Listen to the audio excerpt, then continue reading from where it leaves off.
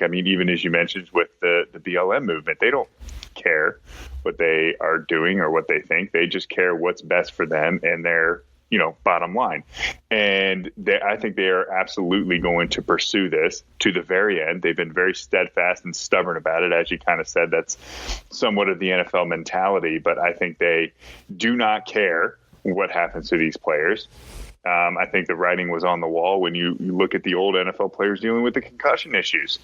We forget that was such a huge deal even just a couple of years ago. And it's not like that went away. Like those Sure. people are still dealing with those things, and the NFL could care less. They're going to write a couple $1 million checks a few times when they lose these lawsuits and be done with it. This is a massive $1 billion industry, and they don't really care. They just care about the bottom line. So I think they're absolutely going to pursue. And in that sense, I do think it's a little foolish for them to not be willing to adapt. The NFL, outside of Major League Baseball, is the slowest to adapt and change to anything. I think the NBA is definitely the quickest to make changes as far as like what's needed within their league. I think the NHL does an okay job, although Gary Bettman's not the best. You're trying to figure that stuff out sometimes, but baseball is very much the old man, get off my lawn, and they're super slow to change. And the NFL makes some changes every year, but when it really comes down to the bottom line, the NFL will not change or make adjustments unless they absolutely 100% have to. So I think in that sense, it is a little foolish that they feel, like at least it looks like it just feels like they're just going to keep going, and no matter what, they will figure this out. And by figure it out, it means we'll just keep postponing games until they can play, and then we'll just let them play, and we don't really care. It's an easy call to say that the NFL is it's not going anywhere. They're not going to shut the season down. I think it will take something a lot more extreme than what's even going on now, and not to play down the fact that there is still very much a pandemic going on in our midst. But so aside from the NFL, they're still going to play their games. I think we should expect a Super Bowl. How about the NBA and NHL? There are some projected dates on when they'll begin. And first of all, the first one is the NBA, December 22nd. They start this month. Really not December that far 22nd. away. Yeah. I mean, it's coming up. Don't get me wrong. I mean, if there's Christmas Day basketball games, I love Christmas Day basketball games, man. Yeah. Those are the marquee thing on Christmas Day. You watch Christmas Story on TBS and TNT Christmas Eve, and then you turn on get some basketball. Turn on ABC and ESPN for NBA basketball on Christmas Day, man. Like that's what it's all about. So don't get me wrong, if it's on, I am watching it. But again, I mean, they're not doing the bubble system, at least as far as I know. No. I definitely haven't heard that. But in fairness, we're average here, so we don't do that much research. So, is the NBA also foolish for trying to do this, or seeing what the NFL's done and be like, we're letting some fans in, like we can make a little bit of money off the fans coming in, but it's obviously we know it's all TV deals, but the TV deals is what makes them the money. They want to get back to playing so they can start making money as well too. And same for the NHL, it starts in January. Right now it's on track. It's going to play. MLB as well has said that they're going to start up essentially kind of a normal season, with everyone kind of reporting to camp late February, March, I think. And they're looking at moving forward as well too with this. So, I mean, it's not just the NFL that, potentially could seem a little bit careless here.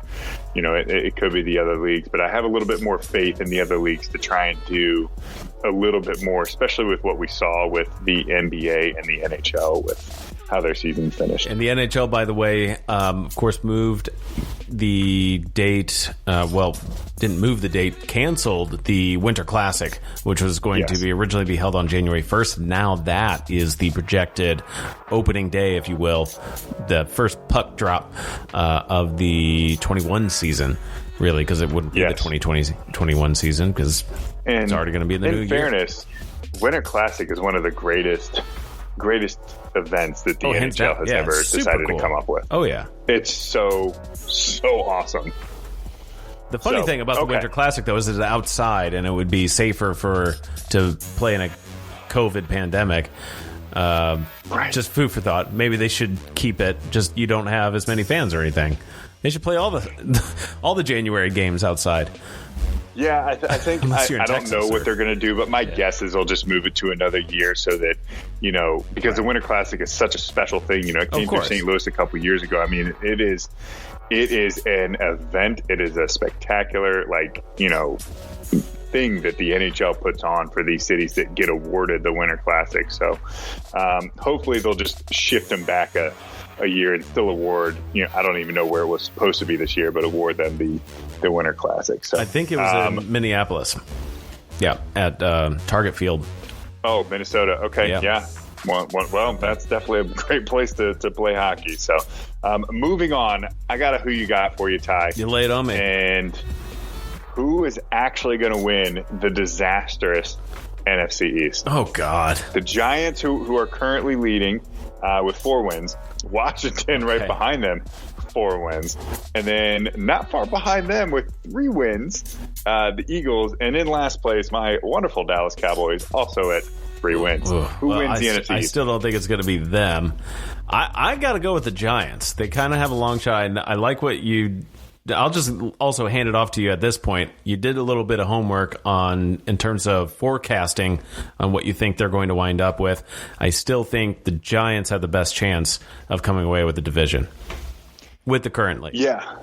I mean, the Giants, I think, definitely have somewhat of an offense that can compete with a pretty good defense. It's a little surprising that Daniel Jones is really just not that good. And that's potentially some of the reason why that they only have 4 wins so far. But the Giants, I do think, have a pretty decent defense and are able to do a couple of things. But they, I think, realistically only have one winnable game that they may be able to get on the rest of their schedule, and that's the season finale against Dallas. They're going to have to play teams like Arizona and Cleveland, and they also have to play Baltimore, who doesn't look great right now, but Baltimore is still far superior to the Giants, and I think we all know that. And so I think New York potentially only has 1 winnable game left. I'm going to go with a team that I hate all the NFC East teams outside of the Cowboys, but I'm going to have to take Washington. Their defense is so good. It's unreal. That is an elite defense, and it has been all season. But since Alex Smith has straight up been the starter, not just thrown into a game or early on, he's doing very, very well. The Redskins, I think, have kind of turned the corner. I think they have the opportunity to score a few more points than what was originally thought of, early season, kind of filtering through Kyle Allen and, some of the other quarterbacks that they had until they landed back on Alex Smith. I'm going to go ahead and take Washington football team here to win the division. Although I also think they only truly have 1 winnable game, so they're going to have to pull some stuff out to get it. It is worth mentioning that the Eagles, with 3 wins, I think have 2 winnable games against Dallas and Washington. And Dallas, who is technically in last place because the Eagles have a tie on the record, I think they have the most potential winnable games coming down the stretch against Cincinnati, Philadelphia, and New York. Now, I'm not saying they're going to win 3 games, but I think they have the most potential to win the most games. Truly coming down the stretch, I think, might be the Cowboys. Yeah, but I'm still going to take Washington. Cowboys have had some very embarrassing moments this season. They're awful. Yeah, they're awful, including on Thanksgiving. So hate to relive that for you there, Eric, but it happened. Yeah, I watched most of it. But you're right, though. I mean, football team looked pretty good there, and I think they could have a shot for sure. The one team, though, that's really surprising, and I know that's not really what we're talking about here, but the Browns. I mean, come on. They are putting together a real football team. You're on that Brown train now, man. I'm not. I'm just it's amazing, though. Finally, that the switch has been flipped. They have, a couple of games that are should be pretty easy for them. They do have the Steelers up ahead and the Ravens, so some division rivals coming up. But I think the home stretch for them is going to be really entertaining. So keep an eye out on what Cleveland's doing. But you had another who you got real quick. Favorite holiday food? Come on, Eric. What you like to eat? The whole plate? Dude. My favorite holiday food. I'm not a turkey guy, so you can just throw that turkey in the trash. I hate turkey. What? Well, I like deli turkey, but Thanksgiving turkey, man, it's never done right. People always overcook it. It's never done right. Maybe It's you just, gotta. I just don't like turkey, man. I just don't like thick carb Thanksgiving turkey. I'm always a ham guy, but that's not my favorite, man. Okay. It is all about the green bean casserole, baby. Oh, give me that green bean casserole with the classic little French's fried onion on top. That is ridiculous. You and I cannot be farther from each other when it comes to this, because I am turkey guy. I put bacon on my turkey this year. It's great. It's delicious. Everyone should try Hey, man, it. I can see it. Like, I actually don't mind Thanksgiving turkey. Like, when it's cold, you put it on a sandwich. I'm with you. A little bit of bacon. Potatoes and turkey, man. That's what I like. Yeah, man. I like a Thanksgiving sandwich. Dude, I'm down for that. I can get down with that. All right. Yeah. So are you taking turkey? Is that what you're taking? Yeah, and potatoes. Like potato casserole and stuff like that. It's delicious. Mashed potato? Well, yeah, classic I love Thanksgiving mashed potato. Don't get me wrong, I love a mashed potato.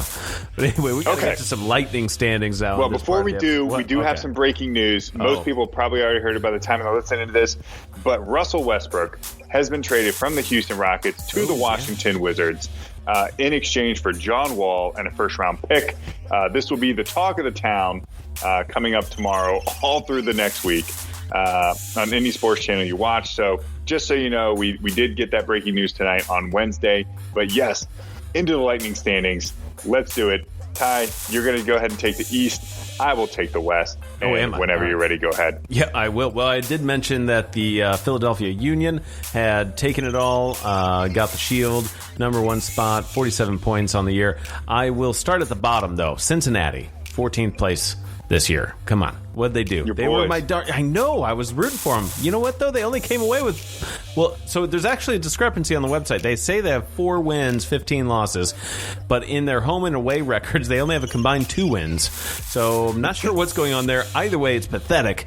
And they're eliminated. 13th place goes to DC United. They only came away with 5 wins this season. They're eliminated. Atlanta United FC. They had success not that long ago. They're eliminated. 6 wins. Last year they were a favorite. Right. Yeah. What happened there? I don't know. Now we're getting closer to the playoff cutoff, but this is the last team eliminated. Chicago Fire FC.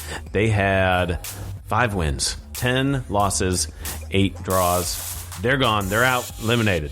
All right. Inter Miami CF is the really last place. That's the last seed in the conference, and also one of 10 teams, though, to make it out of the East. So just about everyone's making it, except for the last 4 mentioned teams, followed by Montreal Impact at number 9, New England Revolution. They had 8 wins on the season, and at the 8th seed, Nashville SC, a new club, doing okay. They're going to show what they can do with a winning record at 8-7 and 8. 9-9 and 5 go to New York Red Bulls at the 6th spot. The 5 spot goes to New York City FC at 8 losses and 3 draws. Orlando City SC, they had 11 wins on the season. Columbus Crew SC, now we're in the top 3, sitting at 12, 6, and 5. 13, 5, and 5 go to Toronto FC at 2nd place. And as I mentioned, Philadelphia Union, their record, though, was 14 wins, 4 losses, 5 wins, or 5 ties. So pretty good club. 5 draws. 5 draws. Yeah. I'm going to do the same thing. I'm going to start from the bottom, and we're going to move on up. So playoffs are completely set. We'll go over that here at the end here. But Houston Dynamo, 4-10-9. Real Salt Lake, 5-10-7. LA Galaxy, 6-12-4. Vancouver Whitecaps, who were very, very, very good during the MLS's back tournament, 9-14-0. San Jose Earthquakes are 8-9-6. LA Football Club is going to be 9-8-5. FC Dallas is 9-6-7. Colorado Rapids are 8-6-4. Minnesota United FC is 9-5-7. 11-6-6 for Portland. 11-5-6 for Seattle. And the Sporting KC are leading the West at 12-6-3. So then that just shows us our playoff seedings. Just so you know, first, second, third, and fourth seeds, and each conference will host the first playoff round of matches. And one thing to really know, which is pretty cool, is that seeds 7 through 10 in the Eastern Conference will actually have a play-in match. Number 7 will play number 10, and number 8 will play number 9, and then move on from there, which is pretty neat. I think that's pretty cool. So it agrees with Eric, yes. Yes. So anyway, that kind of closes out our episode. But before we go, we got some best games for you to watch I have some college basketball that I'm bringing up here. Already talked a little bit about Gonzaga, West Virginia a little earlier, but